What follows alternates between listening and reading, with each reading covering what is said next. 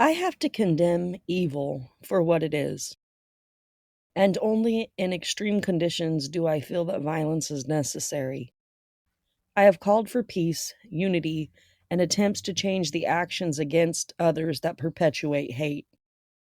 It is important to remember what the perpetuation of hate looks like and how being complicit does nothing for any of us. Similarly, I cannot say that seeing anyone shot in the neck while giving a speech is something I can condone or approve of, and my approval is not the point.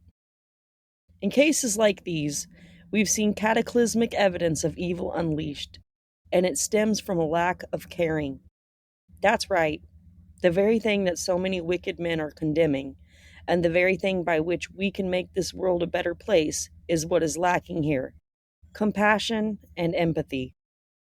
To be able to hold space for multiple viewpoints and understand them, to look at them and not judge them, but know deeply that what you are seeing is the unweaving of all goodness in your country. Someone said, America has lost its mind and soul.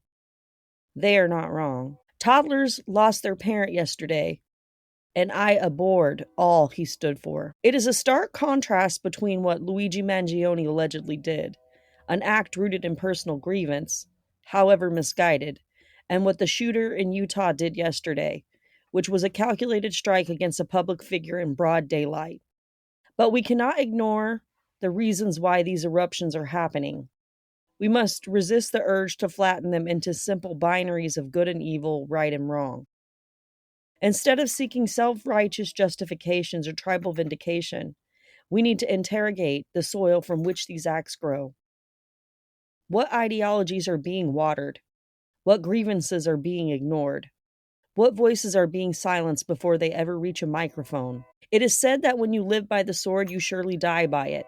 And for that reason, it is also said that the pen is mightier, for it lasts beyond the blade's touch and it compels rather than divides more often than not. But this doesn't change the reality of truth for what it is. You cannot advocate and live by a sword of hatred and bigotry and expect that arrows of truth won't come flying toward your camp. But that's just it. One's camp of warmongers attacked by their self-made enemies by their choices is different than the neutral spaces where innocents and bystanders become the collateral damage in this. That is a stark contrast. We cannot ignore the reasons why this is happening, and instead of trying to find your righteous, self seeking reasons and rationale as to who is right, maybe we need to look at some core root problems and start listening to the people out here trying to advocate for changes before our world truly does collapse inward on us. The truth is, the empire we thought we had here was built on evil doings, and we are reaping a long suffering for that pattern of behavior. When will we learn, my fellow Americans? When will we finally find the courage to be home and brave and allow people to freely be who they are without the danger of being annihilated for it? If there is anything to be taken from all this turmoil that has been unleashed, it is the necessary recognition to stop thinking your way is the way for all and silencing those who oppose you with violence, because in the end, it begets more violence. You reap this, and now you're sowing the very seeds you chose to reap, thinking they'd sprout in gardens of others, but never reflecting on how they might also burst through the soil of your very own yard. And then what happens?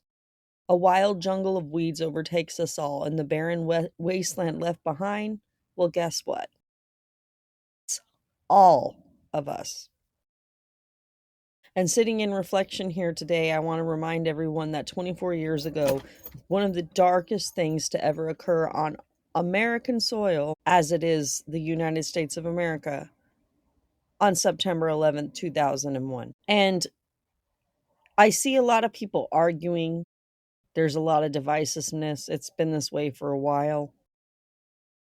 And everybody has their opinions and their takes. But there's some things here that I really feel we need to start looking at. Who do you want to be as a person? I choose to rise above this. I chose to rise above it 24 years ago, and I still choose to do so now. I will vibrate at high frequency. And rising above, there's some things you got to really think about here. Who do you want to be? You must be equal parts healer and warrior to be a brave. This is one of my quotes. Let those words sink in. What does that mean to you? And, you know, another one of my really good quotes I feel is relevant is pretty words cannot always hide the evil that man holds inside. So, when you're thinking about this, do you want to rise above to the highest frequency of love? What is it you really want to see in the world, and how can you make it happen? What do you want to manifest around you? Because September 2001 was one of the darkest days in our nation's history. But the kinds of things that are happening right now are equally as dark, and we have the power to do something about that. And I know a lot of times it feels like, no, we don't. We live in this crazy social construct, and other people are in power. But there comes a point where you have to understand that you giving up your agency and your autonomy and saying you're powerless is giving in to them, because you have ability to focus your energy on the things that you want to create. And I know we all want to come and gather and gawk and awe over what has happened here in the last 24 hours. And I'm not saying that we shouldn't discuss it, because people have passed away from shootings at a Colorado high school and also a Utah University campus. And it's very important that people understand I am not conservative. I do not agree with the man who passed away in Utah on anything he stood for, and I condemned everything that he said and the hateful rhetoric that he spewed. However, I can also look at this and understand that any speaker at a university should be safe to be able to speak if they've been invited there to do so without the threat of gun violence. First Amendment rights guarantee people the freedom to speak their piece, to platform it, and to communicate freely. No one speaking at any university, any school, any public place should face gunfire during assembly. That's just the simple, short facts. The fact that this man's toddlers were in the audience and this occurred makes my heart sink to the pit of my stomach. And again, there's so much hateful rhetoric that was spewed by this man. And people like me were out here warning people to really consider, and we're still doing it now, like wisdom crying aloud in the streets to you all. What kind of people do you want to be?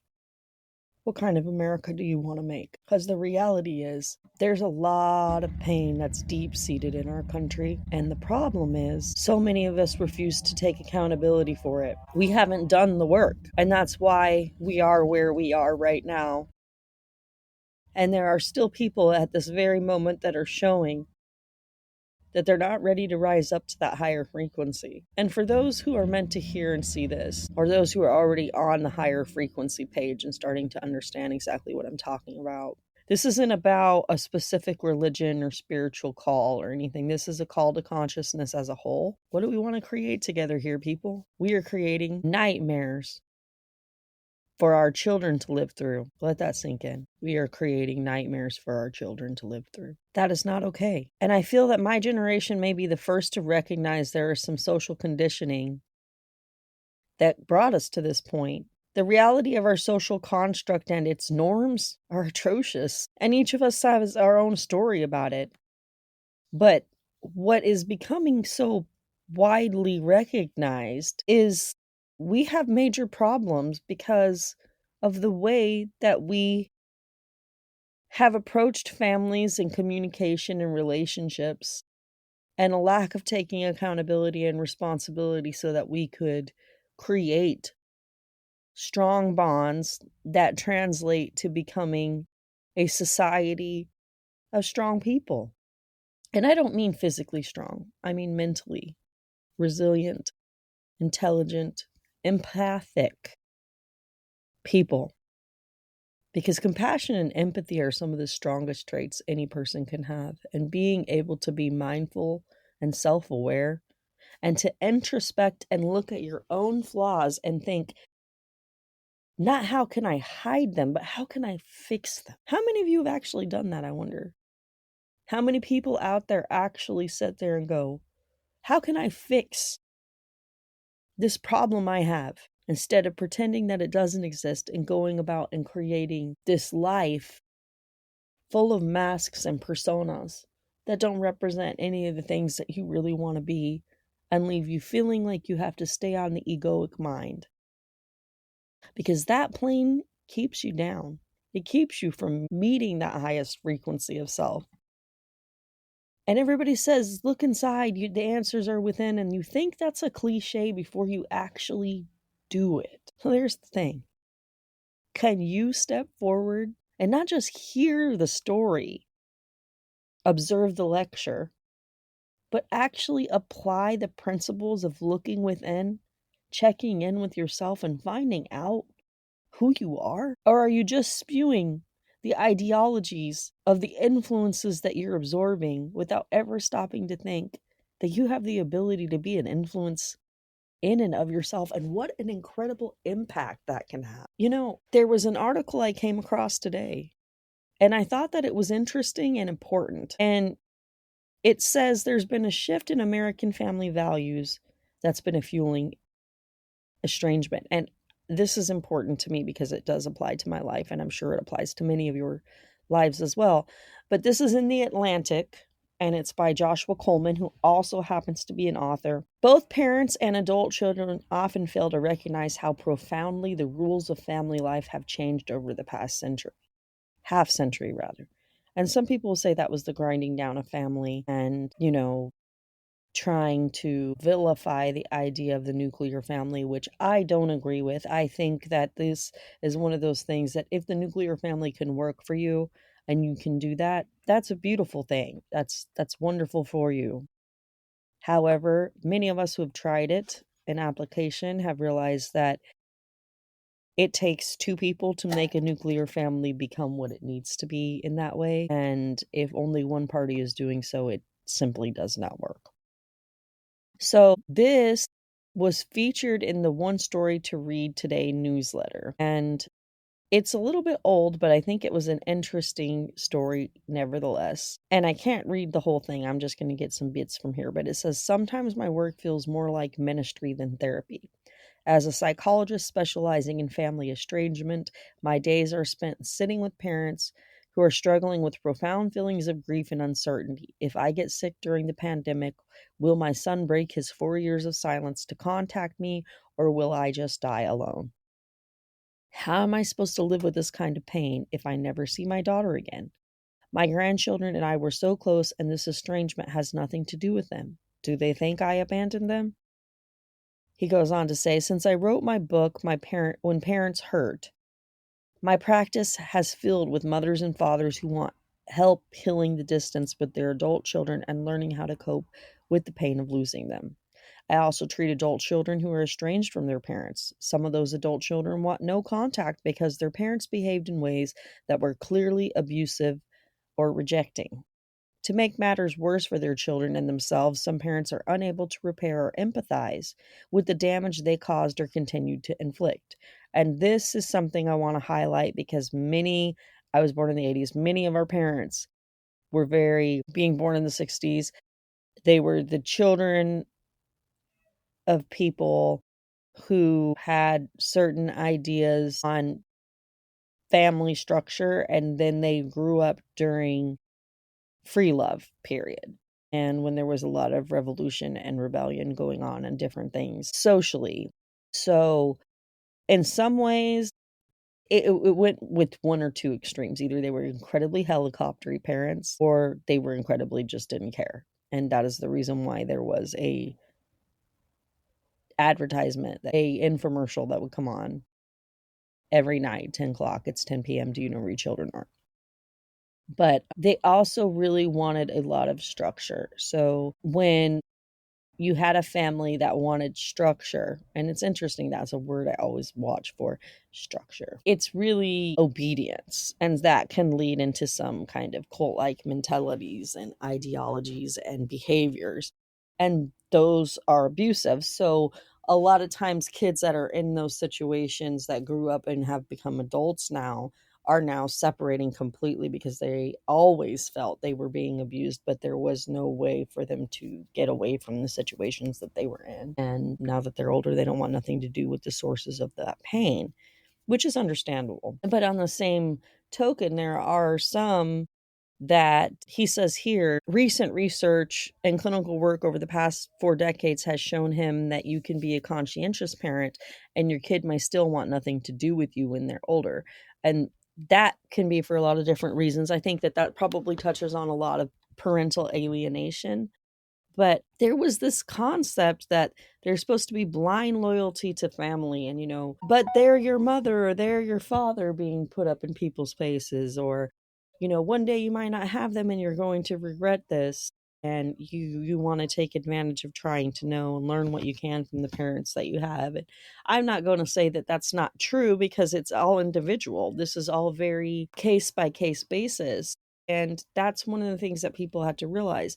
Instead of trying to build your family based on the way that you feel that society wants it to look, why don't you actually build your family by engaging with them, introspecting on your own, and doing the things to work through those problems so that they do feel inclined to try to rebuild that gap with you, to bridge that gap so that there's not this huge giant rift. Because the more time goes on that you avoid, the larger the rift becomes. And I speak from experience on that, which is part of the reason I'm saying all these things. It becomes necessary to draw a line in the sand and to take a stand whenever serious things are happening, like fascism in our country. I have been doing that consistently for years, for a very long time now. And I have consistently worked to be someone who elevates marginalized voices, who is and was a marginalized voice, and built myself a platform out of blood, sweat, and tears and consistent persistence. That's pretty much the method to my madness, everyone, here on the Mind of Cy Marie. So these are all willful and intentional choices that I made, despite having gone through some of the worst, most abusive cases, and I mean that fully. I have been abused in every way. Essayed, emotionally, spiritually, mentally, physically, financially. I've experienced it. And this is the reason why I sit here now speaking these bits of wisdom to you all, because I really feel that introspecting and figuring out who you are and what you want to produce and what your contributions to the world and the larger consciousness of everything around you is going to be. Are you going to rise up to the higher frequency of love? Are you rising above to the higher frequency of love? Are you checking in with who you are? Are you trying to build something for yourself? Have you done your shadow work to figure out what your flaws are so that you can find resolutions and work on them? Because if you don't find resolutions to work on them and acknowledge that you have some to work on, someone else is going to notice them in you and they're going to use them against you in some way or another. And the things that you put out, the seeds that you sow, the time that you spend, whatever you are trying to build and putting your energy and focus onto is going to grow. Are you focusing on hateful ideologies? Are you filling your life with things that could endanger other people and possibly your own children or yourself simply by the nature of presence in open spaces in a country? Think about that. Because people at the school in Colorado, people at the university at Utah, people 24 years ago going to work at the Pentagon and at the airports and at the World Trade Center, they were all just living normal daily lives. The rat race, traveling, and they had no idea that doing those normal things that they were supposed to be doing was going to put them in the crosshairs of a horrible tragedy that has scarred our country forever. I don't know where you were on September 11th, 2001, but I know where I was. And I can tell you all, I decided then I would rise above it. I will continue to rise above it now because it's a choice. I condemn all forms of hatred and bigotry and fascism because of what they cause and the pain and the loss of lives that they create. I condemn taking land by force, such as been done in Palestine and here in the United States against the indigenous people, and the holocausts and genocides that have stemmed from those actions. These are evil things. and the day that we can stop denying that they happened and calling them woke, and the day that we can actually sit at tables and understand that just because somebody says something or thinks something differently than you doesn't give you the right to hurt them or try to make their lives harder or to discriminate against them or injure them or unalive them, abuse them, is the day that our country may begin to start healing. But it's not right now. So two things can be true at the same time. We can condemn the hateful ideologies that people like Charlie Kirk spewed, while simultaneously saying that people in public spaces like universities and high schools should not be facing gun violence during school assembly, classrooms, and lectures. These things can be held space for at the same time. But I would be remiss if I did not remind everyone that, you see, these things are the symptoms of root causes. They are not the root causes themselves. And I think many of you get that confused. And you try to point fingers and blame this, that, and the other. It's not transgender's fault that this happened. Transgender people have nothing to do with this happening, any more than any other classification by someone's orientation, race, gender, nationality might indicate. None of those things are relevant to that. What's relevant is hatred, evil, and a lack of empathy and compassion. Because sociopaths, psychopaths, and people on a toxic path all have a couple of common things. One of the most important to note is a lack of empathy and compassion for others. Most people can't just go and shoot someone. That's not something that they just think about doing. They understand that taking a life is not something that is done because the weight of repercussion, not only because of the law, but because we innately know when we see something lose its life, but this is the loss of life. And that strikes our spirit because of compassion and empathy, so that our conscious clicks in and we realize what has occurred. And the loss of life is a huge thing, no matter how it happens, but even more so in tragic conditionings. So what I'm basically saying here is the people that can easily just go shoot someone like that do not have empathy or compassion, or they're overtaken by so much anger that they feel is righteous and justified because of the things that the person has provoked within them. And you need to understand what a provocateur is and how that correlates to social media influencers, content creators, and digital spaces. No one should be under the threat of gun violence at a school or university assembly. Shooting someone like was done to Charlie Kirk is evil. The things that he spewed that were hateful and bigoted were also evil. They spewed and stirred together to create a calamity of horror. And so let it stew with you all, where your power lies in your energy focuses and your intentions. Introspect. Figure out who you are. Find out what your contributions will be. Figure out how you can be equal parts warrior and healer so that you too can be a brave. Because we need our braves now more than ever. We need our people out here to shine the light on the truth, who aren't afraid to talk about these things, but at the same time are not trying to cause more division. Instead, by sharing awareness and mindfulness techniques and ways that we can be conscientious together to change the social construct. Because we had generations create it before us, but we do not have to perpetuate what they did. We can change it. We do have the power. We do have the ability to make an impact where it counts and to rise up to the highest frequency of love.